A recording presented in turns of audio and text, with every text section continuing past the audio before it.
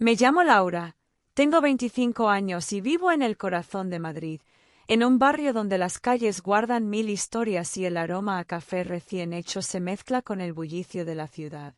Desde pequeña, la fotografía fue mi refugio, esa ventana que me permitía ver el mundo con otros ojos, capturar momentos que otros quizá no notaban. Sin embargo, nunca me había atrevido a mostrar mis fotos a nadie. Sentía que no eran lo suficientemente buenas, o tal vez temía que nadie entendiera lo que yo veía. Una mañana soleada de primavera, mientras caminaba por la Plaza Mayor, decidí entrar en una cafetería que había descubierto hace poco, llamada La Guitarra Dorada. El lugar era pequeño, acogedor, con paredes llenas de fotos en blanco y negro y una guitarra española colgada detrás del mostrador. Allí conocí a Miguel, un hombre de 50 años, de mirada tranquila y sonrisa sincera. Su forma de hablar era pausada, pero sus palabras parecían cargar historias que solo él conocía. Miguel era el dueño del café, un exmúsico que había cambiado las cuerdas de su guitarra por las tazas de café, pero que aún mantenía la pasión en cada detalle de su local. Aquella primera conversación fue breve pero intensa. Sentí una conexión que no esperaba, como si nuestras almas se reconocieran sin necesidad de muchas palabras. Pasaron los días y volví a La Guitarra Dorada. Cada vez que cruzaba la puerta, Miguel me recibía con una sonrisa y una nueva historia. Me habló de sus viajes por Andalucía, de noches tocando flamenco en pequeños bares, y de cómo la vida lo había llevado a Madrid para empezar de nuevo. Yo, tímidamente, compartía mis sueños de ser fotógrafa y mi miedo a fracasar. La diferencia de edad parecía importar poco cuando estábamos juntos. Nuestras charlas fluían con naturalidad. A veces, me encontraba sonriendo sin darme cuenta, sorprendida por la calidez de sus palabras. En más de una ocasión, noté cómo sus ojos brillaban cuando hablaba de su guitarra, y cómo yo me perdía en esos relatos como si fuera una novela que acababa de comenzar. Un día, mientras caminábamos por las estrechas calles del barrio de la Latina, Miguel me tomó la mano con suavidad y dijo: «Laura, ¿alguna vez has sentido que conoces a alguien desde siempre, aunque sea la primera vez que lo ves?» No supe qué responder. Solo apreté su mano un poco más fuerte y seguí caminando, con el corazón latiendo más rápido de lo normal. En esos primeros encuentros, todo era como un susurro de lo que podía ser. Pero nadie me preparó para lo que estaba por venir. Desde aquel paseo por la Latina, nuestras vidas comenzaron a entrelazarse de forma suave, casi invisible, como los hilos de una bufanda tejida en invierno. No era una historia de amor apresurada ni dramática. Era de esas que florecen sin hacer ruido, donde los silencios dicen tanto como las palabras. Miguel seguía siendo ese hombre que preparaba el mejor café de lavapiés y que sabía escuchar sin interrumpir. Yo, poco a poco, me atrevía a mostrarle mis fotos. Le gustaban. Lo notaba en sus ojos. Un día incluso colgó una de ellas en la pared del local, justo al lado de su guitarra. Fue como un pequeño homenaje silencioso, pero para mí significó el mundo. Y entonces, todo cambió. Era sábado por la tarde. Madrid bullía con los festejos de San Isidro. Las calles estaban llenas de música, gente bailando chotis, niños corriendo con globos, familias tomando chocolate con churros. Yo había quedado con Miguel en la puerta del café para ir a ver los fuegos artificiales en el parque de San Isidro. Pero él no llegó. Me llamó, con la voz débil y temblorosa.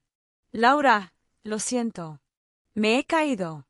Estoy en urgencias, en el hospital de la princesa». Sentí un escalofrío recorrerme la espalda. Salí corriendo sin pensar. Cuando llegué, lo encontré tumbado en una camilla, con el rostro pálido y las cejas fruncidas de dolor. Había intentado apartar a un niño que corría hacia la calzada, tropezó y cayó mal, golpeándose la espalda contra un bordillo de piedra. Los médicos decían que no era grave, pero necesitaría reposo, fisioterapia y paciencia. Me ofrecí a ayudarlo. Al principio dudó. «No quiero que me veas así, Laura. No es justo para ti». Pero no lo escuché. O mejor dicho, no quise escucharlo. Me mudé temporalmente a su apartamento para poder cuidarlo, aunque él insistía en que no era necesario. Era un piso luminoso, lleno de libros de música, fotos enmarcadas de otra época y, por supuesto, su vieja guitarra, apoyada contra una estantería. Todo hablaba de él. Los primeros días fueron difíciles. Tenía dolores constantes, no podía moverse con facilidad y se frustraba por necesitar ayuda hasta para cosas básicas. A veces se enfadaba consigo mismo, se encerraba en un silencio espeso, como si le doliera más el orgullo que la espalda. Pero yo estaba ahí, con infusiones de manzanilla, con cuentos inventados, con caricias que no cruzaban ningún límite, pero que hablaban de un cariño profundo. Aprendí a hacerle masajes en la zona lumbar, guiada por lo que me decía el fisioterapeuta. Siempre con respeto, siempre con cuidado. Una noche, mientras le aplicaba calor en la espalda con una toalla tibia, Miguel dejó escapar un pequeño gemido. Me asusté. ¿Te hice daño? Él sonrió, con la mirada cansada pero dulce. No, todo lo contrario. Fue alivio. Y, no sé por qué, también felicidad. En ese instante, algo en mí se rompió y se reconstruyó al mismo tiempo. Me di cuenta de que la ternura tiene muchas formas, y que el amor no siempre llega con fuegos artificiales. A veces llega con un suspiro en la oscuridad, con una taza de té caliente a las 3 de la madrugada, con una mano que te acaricia el cabello sin pedir nada a cambio. Durante esa semana, nos volvimos más cercanos que nunca. No en lo físico, sino en lo invisible. Miguel empezó a contarme cosas que jamás había compartido con nadie, como había dejado de tocar la guitarra tras una ruptura dolorosa, como temía envejecer solo, como su padre nunca le dijo te quiero y él aún lo esperaba. Yo le conté mis miedos también. Que no sabía si algún día sería una fotógrafa reconocida. Que tenía miedo a amar demasiado, a entregarme sin saber si me devolverían lo mismo. Y entonces llegó Clara. Una tarde, mientras yo preparaba sopa en la cocina, sonó el timbre. Abrí la puerta y allí estaba, una mujer de unos 45 años, elegante, con gafas oscuras y una expresión seria. Hola. Busco a Miguel. Soy Clara, su vieja amiga. Su voz era firme, pero había algo en su mirada que me hizo sentir que yo era una intrusa en una historia que ya existía antes de que yo apareciera. Miguel se sorprendió al verla, pero la dejó entrar. Yo me retiré discretamente al balcón, con el corazón acelerado. Escuchaba sus voces a través de la puerta, calmadas, pero cargadas de un pasado que no entendía.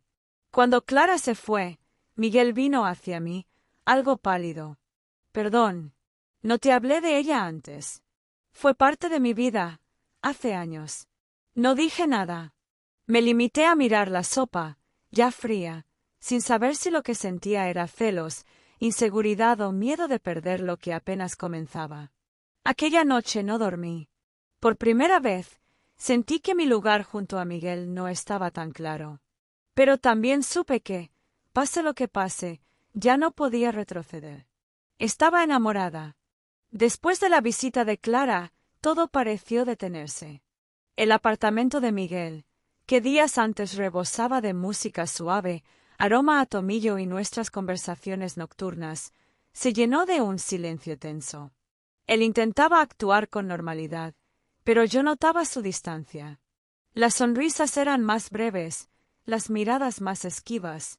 Una mañana, mientras le ayudaba a sentarse con cuidado en el sofá, me miró fijamente y dijo: Laura, no quiero que te sientas desplazada. Clara y yo fuimos importantes en el pasado, pero eso ya terminó. Yo asentí con la cabeza, sin saber si creer en sus palabras o en el nudo que se me había formado en el estómago desde aquel día. Tenía miedo de preguntar, miedo de parecer insegura, pero también miedo de quedarme callada y perderlo sin entender por qué. Las semanas siguientes fueron como caminar sobre una cuerda floja. Miguel mejoraba poco a poco, ya podía caminar con ayuda de un bastón, Sus dolores se hacían más llevaderos y comenzaba a recuperar su habitual buen humor. Pero algo entre nosotros había cambiado. No por completo, no de forma violenta, más bien como cuando una fotografía pierde nitidez sin que te des cuenta al principio. Una tarde, mientras revisaba unas fotos que había tomado en el Parque del Retiro, me armé de valor. Miguel, ¿tú sigues sintiendo algo por ella? Él no respondió de inmediato. Se tomó su tiempo, como si midiera cada palabra. No sé lo que siente Clara. Apareció sin avisar, como si quisiera recuperar algo que ya no existe. Pero yo, estoy aquí, contigo. Y eso es lo que me importa. Su respuesta me alivió, pero también me dejó pensando. A veces, el amor no se mide por lo que se dice, sino por lo que se hace. Y yo necesitaba gestos, no solo palabras. Esa misma noche, ocurrió algo que no esperaba. Miguel me pidió que lo acompañara al local. Aún estaba cerrado por su recuperación, pero quería ver cómo se encontraba todo. Entramos juntos. Todo estaba tal como lo habíamos dejado, las mesas limpias, las luces tenues, el aroma a madera y café seco en el aire. Caminó lentamente hasta el rincón donde colgaba su guitarra. ¿Sabes? Me dijo. Hace años que no la toco. Desde que Clara y yo terminamos, no pude volver a hacerlo. Me parecía que todas las canciones dolían. Se sentó con dificultad en una silla, apoyó la guitarra sobre su regazo y, con manos torpes al principio, comenzó a tocar. Las notas salieron suaves, un poco vacilantes, pero llenas de emoción. Cerré los ojos. Era como si toda la tristeza de estos días se transformara en música. «Esta canción es para ti», susurró. Me senté a su lado. No dijimos nada durante minutos. La música hablaba por nosotros. Cuando terminó, le tomé la mano. «Estoy aquí, Miguel. No como un parche en tu vida. Estoy porque quiero estar». Él apretó mi mano con fuerza. Pero no me besó. Y eso me dolió más de lo que imaginaba. Pasaron algunos días. El médico confirmó que Miguel ya podía empezar a caminar distancias más largas, con precaución. Celebramos con una cena en casa, tortilla española, pan con tomate y unas velas que encontré en el fondo de un cajón. Era una noche tranquila, llena de pequeños gestos. Pero entonces, sonó el teléfono.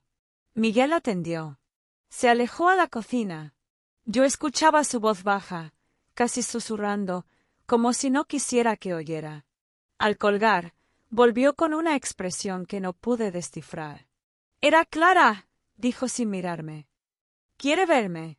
Dice que necesita hablar conmigo, una última vez». Sentí que el mundo se partía en dos. Me esforcé por mantenerme serena. «¿Y tú? ¿Quieres verla?» Miguel dudó. «No lo sé. Tal vez necesite cerrar algo. No quiero esconderlo de ti». Le agradecí la honestidad. Pero por dentro, estaba rota. Esa noche no pude dormir. Me levanté y salí al balcón. Madrid dormía tranquila bajo la luz anaranjada de las farolas. Yo, en cambio, tenía el pecho lleno de preguntas sin respuesta. Al día siguiente, Miguel se vistió con una camisa blanca que hacía tiempo no usaba. Se peinó con esmero. Y salió. Pasaron las horas. No me escribió. No me llamó. No supe si seguía siendo nosotros, o ya solo era él y Clara. Cuando por fin regresó, ya entrada la noche, su rostro no reflejaba ni alegría ni tristeza. Solo una mezcla de agotamiento y decisión. Hablamos. De todo. De lo que fuimos. De lo que no volveremos a ser. Quise creerle. Pero algo en su voz me decía que la historia con Clara aún no estaba tan enterrada como él creía. «Laura», dijo de repente, mirándome con una mezcla de ternura y temor, «necesito tiempo». No supe qué responder. Él tomó mi mano. Su piel estaba fría. «No quiero perderte, pero tampoco quiero confundirte. No quiero hacerte daño». Me levanté en silencio. Fui al dormitorio. Cerré la puerta. No lloré. Aún no. Pero algo en mí sabía que lo que estábamos viviendo estaba a punto de cambiar. Para siempre. Después de que Miguel me pidiera tiempo, el apartamento se convirtió en un espacio extraño. Seguíamos viviendo bajo el mismo techo, pero la calidez de antes se había transformado en una especie de niebla. No era ausencia total, pero tampoco era amor pleno. Era algo intermedio, y lo intermedio duele más que la soledad.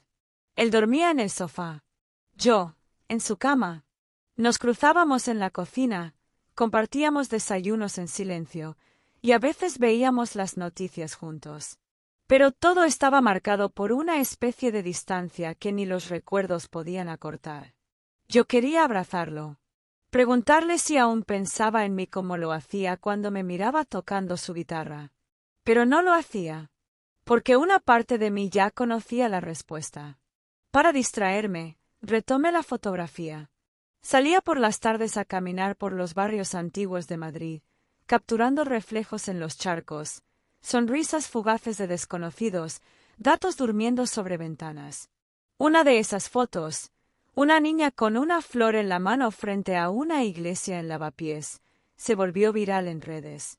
Me empezaron a escribir revistas pequeñas, y hasta me invitaron a exponer en una galería modesta del barrio de Malasaña. Cuando le conté a Miguel, sonrió con sinceridad. Te lo dije, Laura. Tienes un talento único. Pero no hubo más.